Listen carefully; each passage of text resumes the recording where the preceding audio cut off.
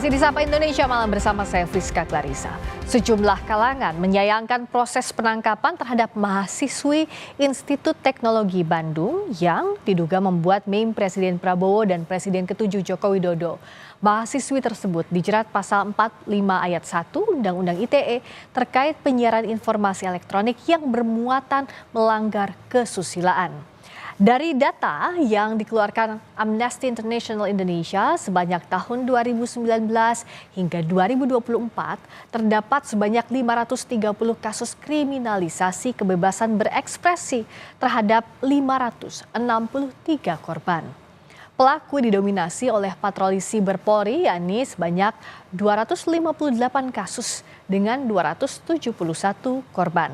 Dan laporan pemerintah daerah sebanyak 63 kasus dengan 68 korban. Tepatkah jeratan pasal UU ITE pantas diberikan kepada mahasiswa ITB yang menyalurkan ekspresinya? Kami akan bahas soal ini usai informasi berikut. Wakil Rektor Institut Teknologi Bandung, Andrianto Rikrik, membenarkan salah satu mahasiswinya masih ditahan di Bareskrim Mabes Polri terkait kasus meme Presiden Prabowo dan Joko Widodo.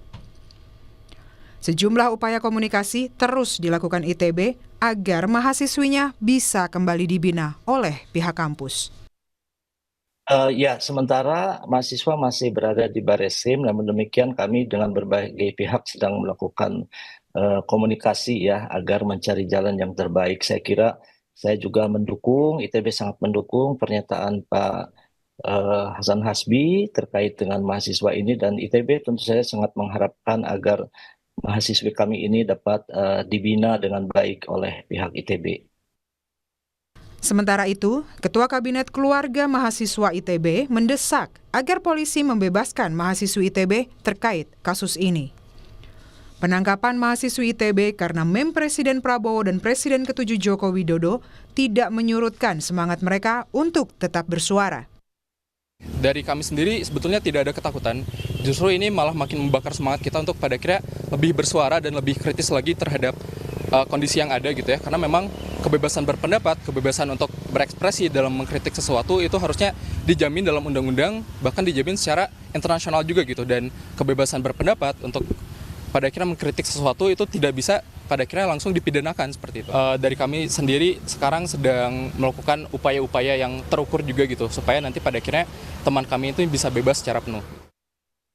Kepala Komunikasi Kantor Kepresidenan, Hasan Nasbi bilang, mahasiswi ITB yang tengah diproses hukum terkait kasus meme Presiden Prabowo Subianto dan Joko Widodo lebih baik dibina, bukan dihukum.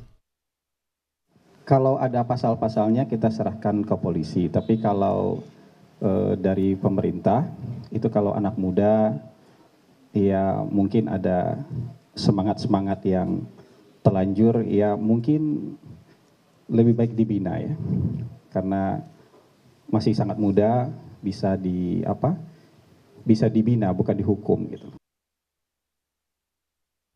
Karopenmas Divisi Humas Polri, Brigjen Truno Yudo Wisnu Andiko dalam keterangan tertulis mengatakan, benar, seorang perempuan berinisial SSS telah ditangkap dan diproses. Tersangka dijerat pasal 45 ayat 1 Undang-Undang ITE terkait penyiaran informasi elektronik yang memiliki muatan melanggar kesusilaan. Direktur Eksekutif Amnesty International Indonesia, Usman Hamid, juga mendesak pembebasan mahasiswi ITB. Usman menyinggung jaminan dan perlindungan kebebasan berekspresi.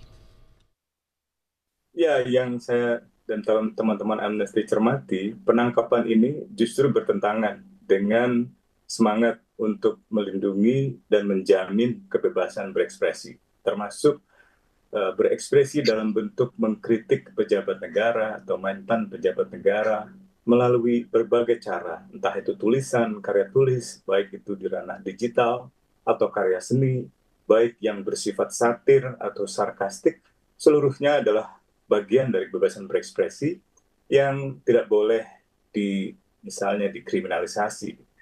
Karena itu kami mendesak agar jajaran kepolisian, khususnya Bareskrim Polri, untuk segera membebaskan mahasiswi tersebut, segera dan tanpa syarat. Polisi menangkap mahasiswi Fakultas Seni Rupa dan Desain Institut Teknologi Bandung di indekosnya di Jatinangor, Kabupaten Sumedang, Jawa Barat pada Selasa lalu. Mahasiswi tersebut ditahan dan dijerat Undang-Undang ITE. Tim Liputan, Kompas TV.